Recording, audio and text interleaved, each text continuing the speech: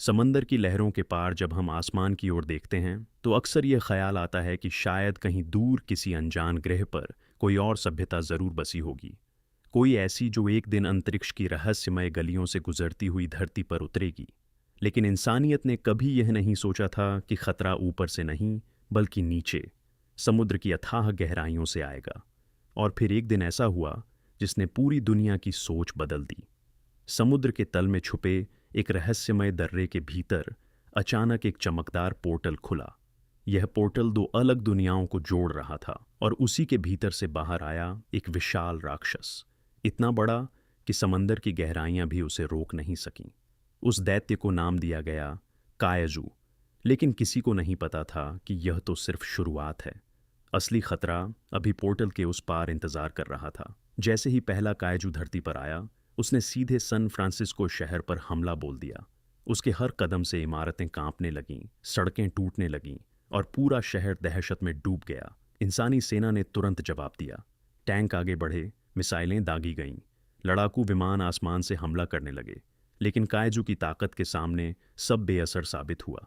6 दिनों तक लगातार युद्ध चलता रहा। आखिरकार उसे नीचे की तरफ गिरा दिया गया। लेकिन तब तक 10,000 से ज्यादा लोगों की हालत बहुत खराब हो चुकी थी।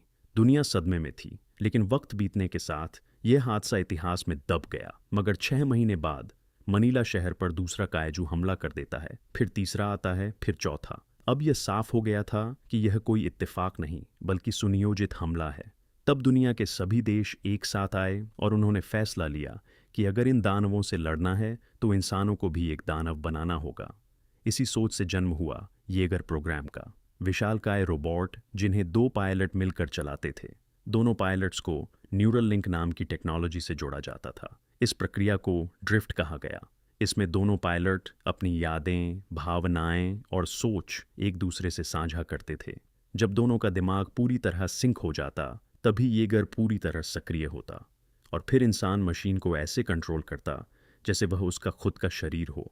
धीरे धीरे येगर्स ने कायजू को ख़त्म करना शुरू किया और इंसानों को उम्मीद की किरण दिखाई देने लगी। लेकिन यह राहत ज़्यादा दिन नहीं चली। एक दिन समंदर में नया सिग्नल मिला। मिलिट्री ने ट्रैक किया तो पता चला कि यह अब तक का सबसे खतरनाक तीसरी कैटेगरी का कायजू है। मुकाबले के लिए 2 भाई रॉली और यान्सी आगे आए। दोनों अपने येगर में दाखिल हुए और ड्रिफ्ट के जरिए उनका दिमाग एक हो गया। जैसे ही येगर सक्रिय हुआ, वह समंदर की लहरों को चीरते हुए आगे बढ़ा। उसी समय एक जहाज समुद्र में फंसा हुआ था। लहरें तेज हो रही थीं और खतरा बढ़ता जा रहा था। तभी समंदर से कायजू उभरा और जहाज के सामने खड़ा हो गया। जहाज का क्रू घबराकर मदद का इंतजार करने लगा। तभी रॉली और यांसी अपने येगर के साथ पहुंचे और बिना देर किए हमला शुरू कर दिया। पहले घूंसे, फिर प्लाज्मा कैनन का वार। कायजू पीछे हट गया और ऐसा लगा कि खतरा खत्म हो गया। लेकिन अचानक वह फिर से समंदर से निकलकर हमला कर देता है। वह येगर का हाथ उखाड़ देता है और न्यूरल लिंक की वजह से रॉली को अपने हाथ में वही दर्द महसूस होता है। इससे पहले कि वे संभल पाते, कायजू यांसी को पकड़कर निगल जाता है। अपने भाई को खोते हुए देखना रॉली के लिए किसी तूफान से कम नहीं था। अब पूरा येगर अकेले रॉली के दिमाग से जुड़ा था। इतना भारी लोड एक इंसान के लिए खतरनाक था, लेकिन उसने हार नहीं मानी। उसने आखिरी बार प्लाज्मा कैनन से हमला किया और कायजू को ख़त्म कर दिया। वह खुद बुरी तरह घायल होकर बेहोश हो गया, लेकिन उसकी जीत ने इंसानों को बचा लिया। इसके बाद कायजू और ज़्यादा चालाक होने लगे। वे इंसानों की रणनीति सीखने लगे और पलटवार करने लगे। 5 सालों में हालात इतने बिगड़ गए कि हर हफ्ते नया कायजू आने लगा। एक एक करके येगर्स खत्म होते गए। दुनिया ने येगर प्रोग्राम बंद करने और समुद्री दीवार बनाने का फैसला लिया। लेकिन मार्शल इस फैसले से सहमत नहीं था। वह जानता था कि दीवारें इन दानवों को नहीं रोक पाएंगी। उसने आखिरी मौका मांगा। इसी दौरान रॉली, जिसने जंग छोड़ दी थी, दीवार बनाने का काम कर रहा था। तभी एक कायजू नई बनी दीवार तोड़ देता है, लेकिन एक अपग्रेडेड येगर उसे ख़त्म कर देता है। मार्शल रॉली को वापस बुलाता है और जिप्सी डेंजर नाम के येगर का पायलट बनने को कहता है। हांगकांग पहुंचकर रॉली की मुलाकात माको से होती है, जो उसका को पायलट बन सकती है। अब दुनिया में सिर्फ 4 येगर्स बचे थे और मार्शल ने आखिरी योजना बनाई, न्यूक्लियर बम को पोर्टल तक पहुंचाकर उसे हमेशा के लिए बंद करना। बैटल स्टेशन पर हालात बेहद गंभीर थे।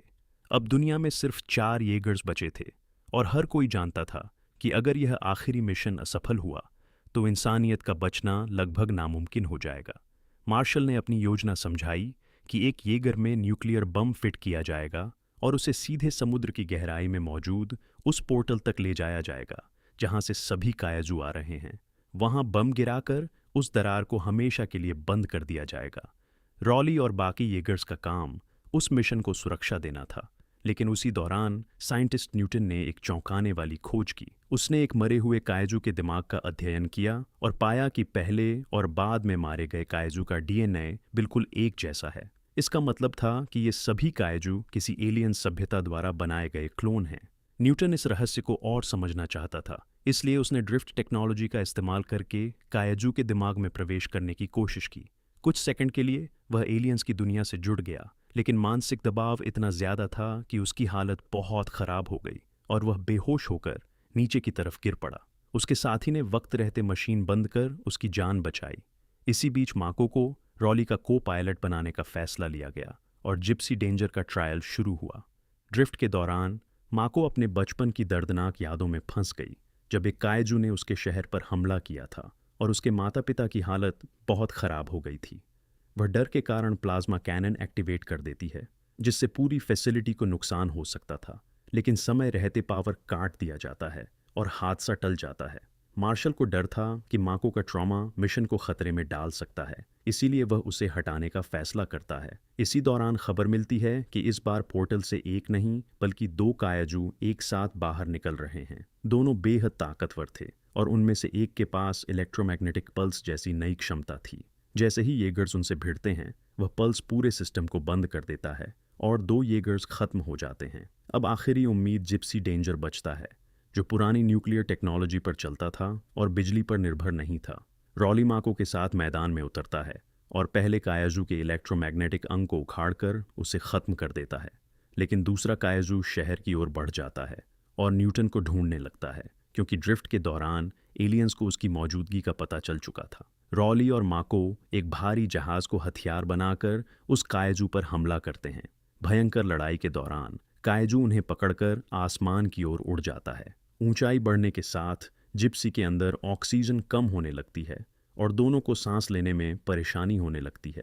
तभी वे तलवार निकालकर कायजू के पेट को चीर देते हैं और उसके पंजों से छूट जाते हैं, लेकिन अब वे खुद नीचे की तरफ गिरने लगते हैं। आखिरी समय पर वे रॉकेट थ्रस्टर एक्टिवेट करते हैं और सुरक्षित जमीन पर उतर जाते हैं। बाद में पता चलता है कि मारी गई कायजू प्रेग्नेंट थी और उसका बच्चा बाहर निकल आता है, जिससे वहां अफरा तफरी मच जाती है, लेकिन वह भी कुछ ही देर में खत्म हो जाता है। न्यूटन दोबारा ड्रिफ्ट करता है और इस बार उसे पूरी सच्चाई पता चलती है। एलियंस धरती को अपने रहने लायक बनाने की कोशिश कर रहे हैं और पोर्टल सिर्फ कायजू को पहचानता है। इसका मतलब था कि न्यूक्लियर बम को सीधे अंदर नहीं भेजा जा सकता, उसे किसी कायजू की लाश के साथ ही पोर्टल पार कराया जा सकता है। मार्शल मिशन शुरू करता है और खुद बम लेकर आगे बढ़ता है, जबकि रॉली और माको सुरक्षा में चलते हैं। जैसे ही वे पोर्टल के पास पहुंचते हैं, 3 खतरनाक कायजू सामने आ जाते हैं, जिनमें एक कैटेगरी 5 का सबसे बड़ा राक्षस था।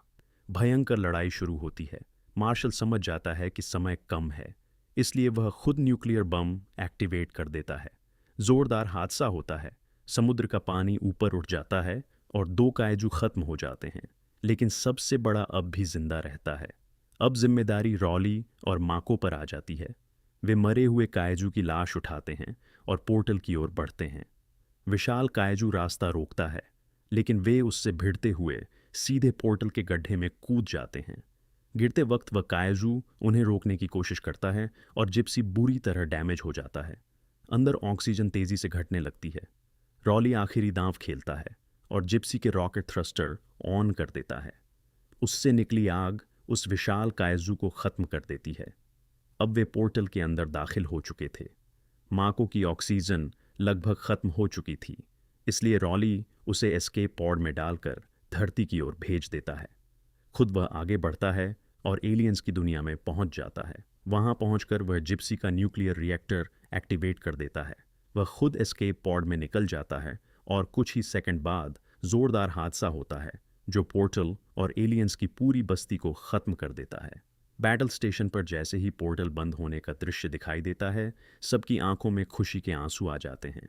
इंसानियत ने यह जंग जीत ली थी। थोड़ी देर बाद रॉली भी सुरक्षित समंदर से बाहर निकल आता है। माँ को भी बच जाती है। अब ना सिर्फ उनके दिमाग बल्कि उनके दिल भी एक दूसरे से जुड़ चुके थे। दोनों एक दूसरे को देखते हैं, मुस्कुराते हैं और लंबे समय बाद दुनिया में पहली बार सुकून लौट आता है। इसी के साथ यह साहसिक कहानी यहीं समाप्त हो जाती है। अगर आपको ऐसी मूवी रिकैप पसंद है तो वीडियो को लाइक करें, कमेंट करके अपनी राय ज़रूर बताएं और ऐसी ही शानदार मूवी एक्सप्लेनेशन देखने के लिए एक्सप्लेन जी हिंदी को सब्सक्राइब करना बिल्कुल ना भूलें।